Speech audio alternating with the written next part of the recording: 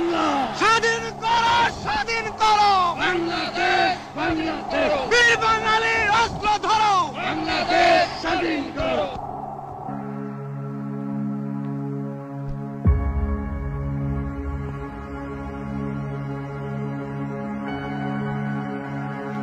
স্বাধীন বাংলার জাতির পিতা, স্বাধীন বাংলার জাতির পিতা মুজিবের পথ ধরো।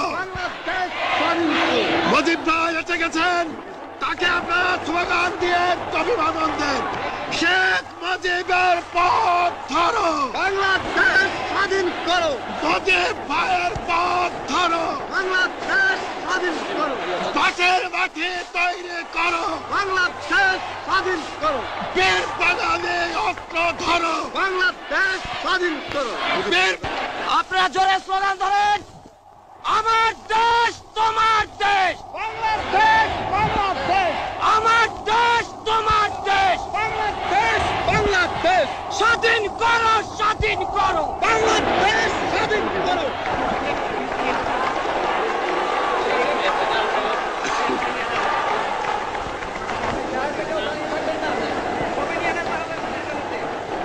ভাইরা আমার, আজ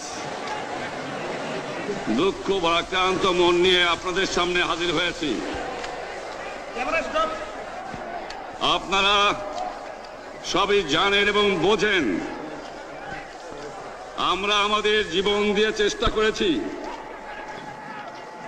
কিন্তু দুঃখের বিষয়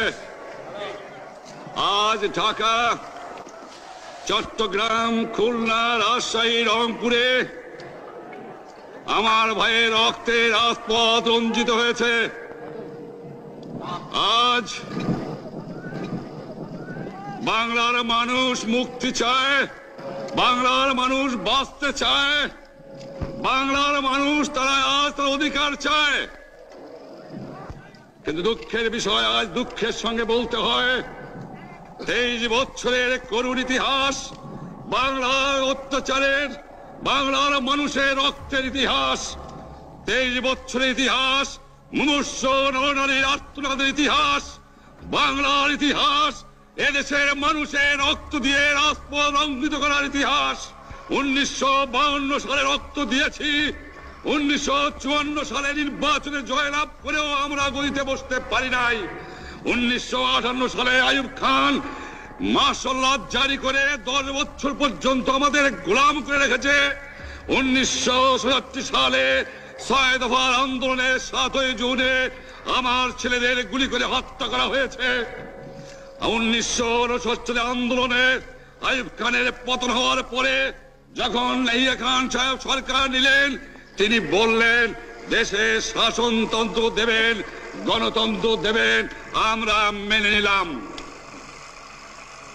তারপরে অনেক ইতিহাস হয়ে গেল, নির্বাচন হলো।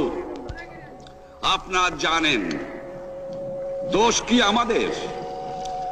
আজকে আমি প্রেসিডেন্ট ইয়াহিয়া খান সাহেবের সঙ্গে দেখা করেছি, আপনারা জানেন, আলাপ আলোচনা করেছি।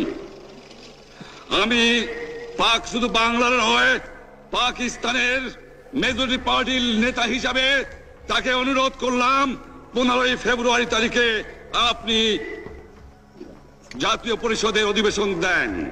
তিনি আমার কথা রাখলেন না, তিনি রাখলেন ভুট্টো সাহেবের কথা। তিনি বললেন প্রথম সপ্তাহে মার্চ মাসে হবে, তিনি মানে নিলেন। আমরা বললাম ঠিক আছে, আমরা অ্যাসেম্বলিতে বসবো, আমরা আলোচনা করব। আমি বললাম বক্তৃতার মধ্যে অ্যাসেম্বলির মধ্যে আলোচনা করব।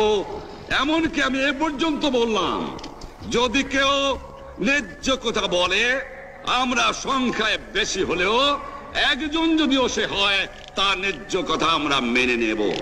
আসুন বসি, আমরা আলাপ করে শাসনতন্ত্র তৈরি করি। তিনি বললেন পশ্চিম পাকিস্তানের মেম্বাররা যদি এখানে আসে তাহলে কসাইখানা হবে অ্যাসেম্বলি। যদি কেউ অ্যাসেম্বলিতে আসে তাহলে পেশোয়ার থেকে করাচি পর্যন্ত দোকান জোর করে বন্ধ করা হবে, তারপরেও যদি কেউ আসে তাকে সন্ন্যাসার করা হবে। আমি বললাম অ্যাসেম্বলি চলবে। তারপরে হঠাৎ 1 তারিখে অ্যাসেম্বলি বন্ধ করে দেওয়া হলো। কি পেলাম আমরা?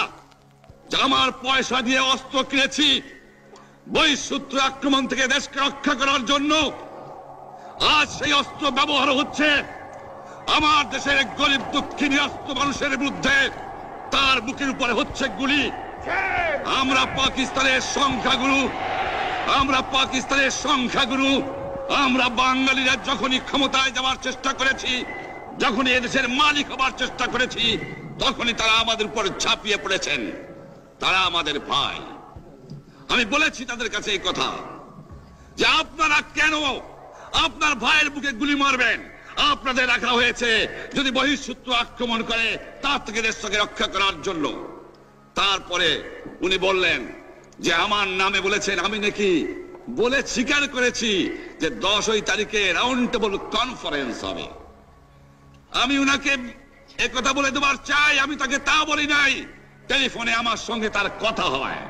তাকে আমি বলেছিলাম, জনাব ইয়াহিয়া খান সাহেব, আপনি পাকিস্তানের প্রেসিডেন্ট, দেখে যান, ঢাকায় আসেন কিভাবে আমার গরিবের উপরে, আমার বাংলার মানুষের বুকের উপরে গুলি করা হয়েছে, কি করে আমার মায়ের কোল খালি করা হয়েছে, কি করে মানুষকে হত্যা করা হয়েছে।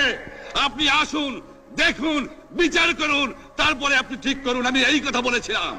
হঠাৎ আমার সঙ্গে পরামর্শ না করে বা আমাদের সঙ্গে আলোচনা না করে 5 ঘন্টা গোপনে বৈঠক করে যে বক্তৃতা তিনি করেছেন এবং যে বক্তৃতা করে অ্যাসেম্বলি করেছেন, সমস্ত দোষ তিনি আমার উপরে দিয়েছেন, বাংলার মানুষের উপরে দিয়েছেন।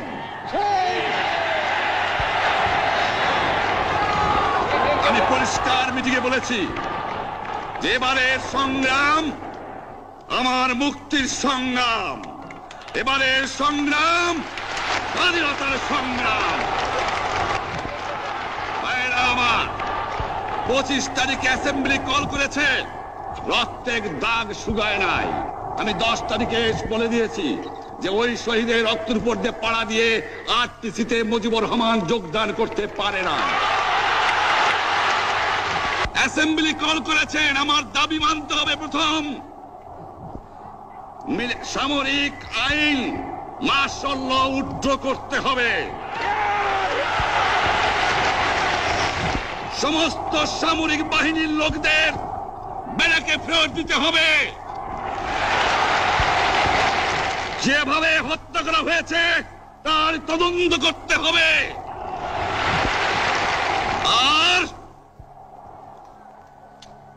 জনগণের প্রতিনিধির কাছে ক্ষমতা হস্তান্তর করতে হবে। তারপরে বিবেচনা করে দেখব আমরা অ্যাসেম্বলিতে বসতে পারবো কি পারবো না। এর পূর্বে অ্যাসেম্বলিতে বসার, আমরা অ্যাসেম্বলিতে বসতে আমরা পারি না। জনগণ সে অধিকার আমাকে দেয় নাই। ভাইয়েরা আমার, তোমরা আমার উপর বিশ্বাস আছে?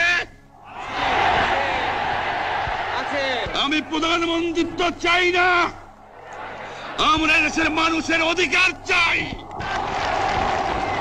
আর যদি একটা গুলি চলে, আর যদি আমার লোকের উপর হত্যা করা হয়, তোমাদের উপর কাছে আমার অনুরোধ রইল, প্রত্যেক ঘরে ঘরে দুর্গ গড়ে তোলো। তোমাদের যা কিছু আছে তাই নিয়ে শত্রুর মোকাবেলা করতে হবে এবং জীবনের তরে রাস্তাঘাট যা যা আছে সবকিছু আমি যদি হুকুম দেবার নাও পারি, তোমরা বন্ধ করে দেবে। তোমরা আমার ভাই, তোমরা ব্যারাকে থাকো, কেউ তোমাদের কিছু বলবে না, কিন্তু আর আমার বুকের পর গুলি চালাবার চেষ্টা করো না, ভালো হবে না। 7 কোটি মানুষকে চাপা রাখতে পারবো না। আমরা যখন মরতে শিখেছি তখন কেউ আমাদের দবাতে পারবে না। যে পর্যন্ত আমার এই দেশের মুক্তি না হবে, খাজনা ট্যাক্স বন্ধ করে দেওয়া হলো, কেউ দেবে না। তবে অনুরোধ করছি, আপনারা আমাদের ভাই, আপনারা দেশকে একেবারে জাহান্নামে ধ্বংস করে দিয়েন না।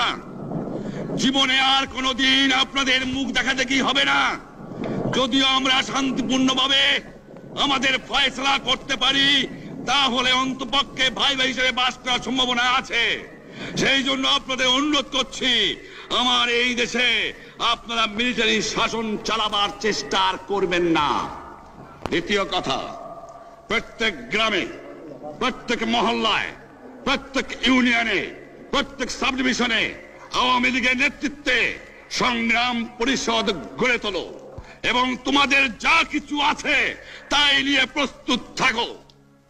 মনে রাখবা, রক্ত যখন দিয়েছি, রক্ত আরো দেব। এদেশের মানুষকে মুক্ত করে ছাড়বো ইনশাআল্লাহ। এবারে সংগ্রাম আমাদের মুক্তির সংগ্রাম, এবারে সংগ্রাম স্বাধীনতার সংগ্রাম। আপনারা আমার উপরে বিশ্বাস নিশ্চয়ই রাখেন। জীবনে আমার রক্তের বিনিময়েও আপনাদের সঙ্গে বেঈমানি করি নাই। প্রধানমন্ত্রিত্ব দিয়ে আমাকে নিতে পারে নাই, ফাঁসি কাস্টে আসামি দিয়ে আমাকে নিতে পারে নাই। যে রক্ত দিয়ে আপনারা আমার একদিন জেলের থেকে বার করে নিয়ে এসেছিলেন, এই রেসকোর্স ময়দানে আমি বলেছিলাম আমার রক্ত দিয়ে আমি রক্তের ঋণ শোধ করবো, মনে আছে? আমি রক্ত তোমার জন্য প্রস্তুত। আমাদের মিটিং এইখানেই শেষ। আসসালামু আলাইকুম। জয় বাংলা।